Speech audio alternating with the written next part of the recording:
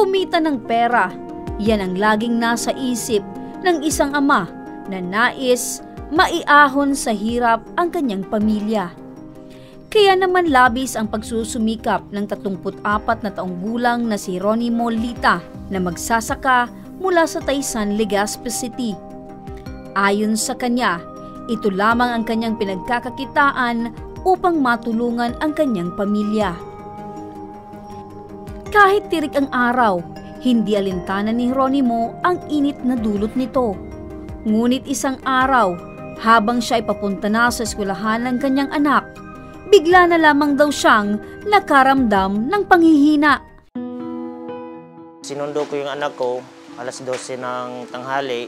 So mainit po noon, nabilad po ako sa araw. So may karamdaman na po ako noon. Sikmura, yung sumakit, pati yung katawan ko noon mainit at masakit hanggang sa yung pakiramdam kong para kung balisa, hindi mapakaling. So gusto ko nung matulog, di rin ako makatulog. Hanggang sa hapon na po noon, nung araw na yun, nawala na po ako sa sarili kung ano-ano daw po pinagsasabi kong mga ano. Hindi ko na po makontrol yung sarili ko noon, hindi ko na po alam yung nangyayari.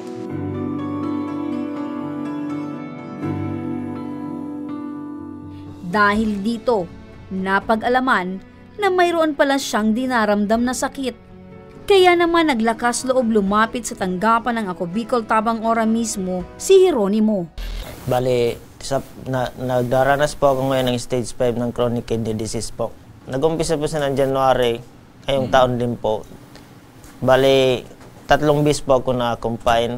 Ano yung sabi ng doktor? Sabi po sa akin, since stage 5 na po ako, kailangan ko na daw pong mag-dialysis. Unang-una pa lang, nung nagpa-check up ako sa kanila, yun na po sinabi, magpa-dialysis na lang. So, hindi ko po kaya ng budget namin.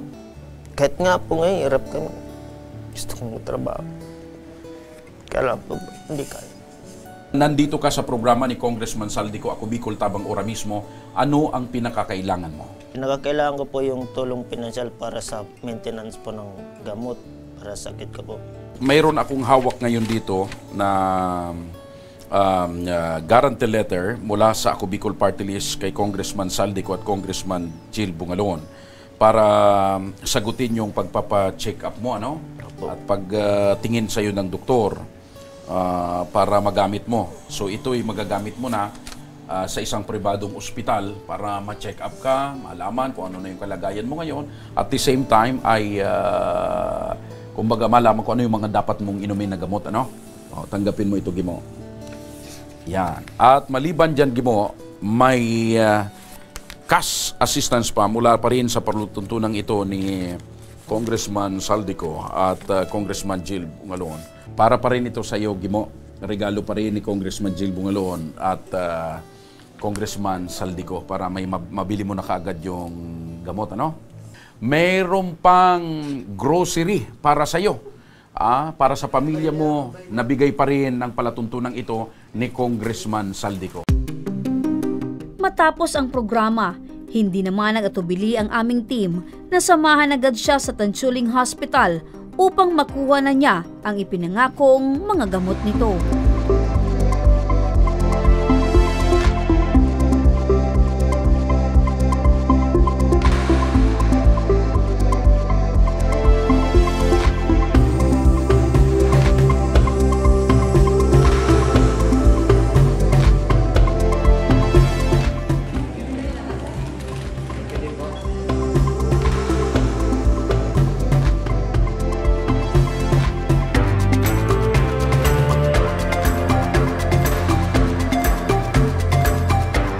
Ako po ay masayang-masaya dahil katulad ko po na hindi makapagtrabaho, gawa ng may sakit po ako na CKD.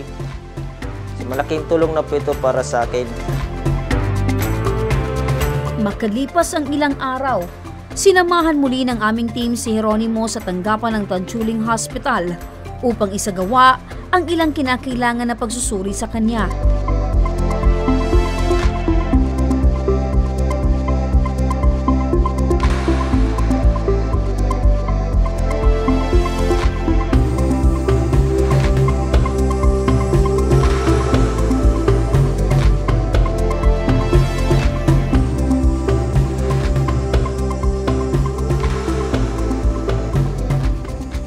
Kahit sumailalim sa buong araw na pagsusuri si Jeronimo, hindi ito alintana sa kanya. Masaya po ako at nagpapasalamat po ako sa team ng Ako Bicol Tabang Ora mismo. Nakuha ko na po kung ano yung resulta ng laboratory. So, sa tulong po ninyo, maraming salamat po. At masaya pa ako nakatulong po sa mga tulad namin na kailangan. Sobra-sobra po yung naibigay niyong tulong para sa amin.